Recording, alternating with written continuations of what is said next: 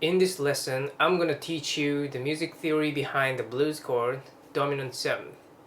In blues, mostly dominant 7th chords are used. So what is dominant 7th chord? So this is dominant 7th chord. It sounds like this. Dominant 7th chord is a major triad plus flat 7th. If you understand what it means, skip the whole video and move on to the next lesson. If you don't understand what it means, let me explain. You know do, re, mi, fa, sol, la, ti, do, right?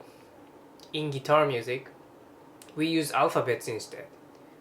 So that'd be C, D, E, F, G, A, B, and back to C. This is called major scale. Since it's in the key of C, meaning it starts from C, it's called C major scale. It sounds like this.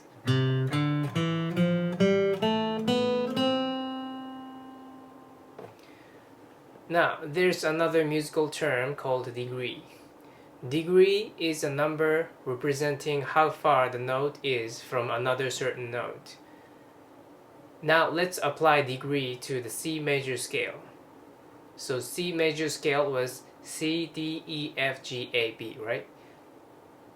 Since C is the starting note, let's number it 1. And the rest of the degree, a degree number of the C major scale will be like this. So from the degrees point of view, you can see the C major scale as 1, 2, 3, 4, 5, 6, 7, 8. And 8 is the same as 1. Does it make sense so far? If you don't understand, don't worry. You can skip the music theory and move on to the next lesson and learn the actual chord shapes first if you want. You can come back to music theory anytime later. It's not that you can't play blues without music theory, so. Okay, anyway, back to the music theory. So far we learned the numbering degree of C major scale. Now, there's another musical term called triad. Triad is 1, 3, 5, these 3 notes played together. Especially this 1, 3, 5 of the major scale is called major triad. There are other triads like minor triad and diminished triad, etc. But we'll get to that some other time. So in the case of C major scale, the 1, 3, 5 are C, E, and G. So C major triad consists of C, E, and G.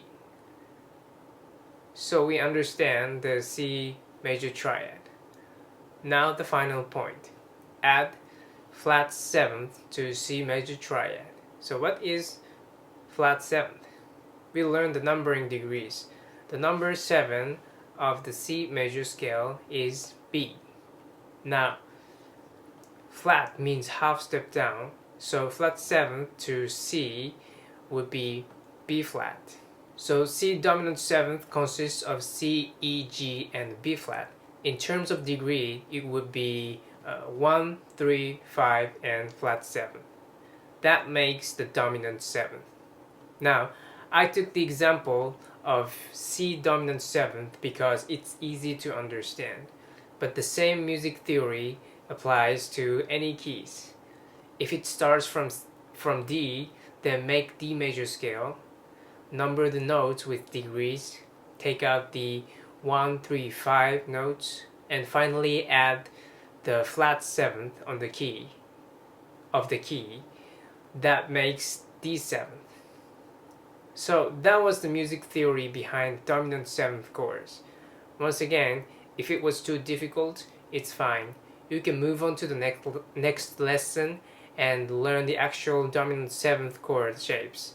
And you can come back anytime later to learn the music theory again.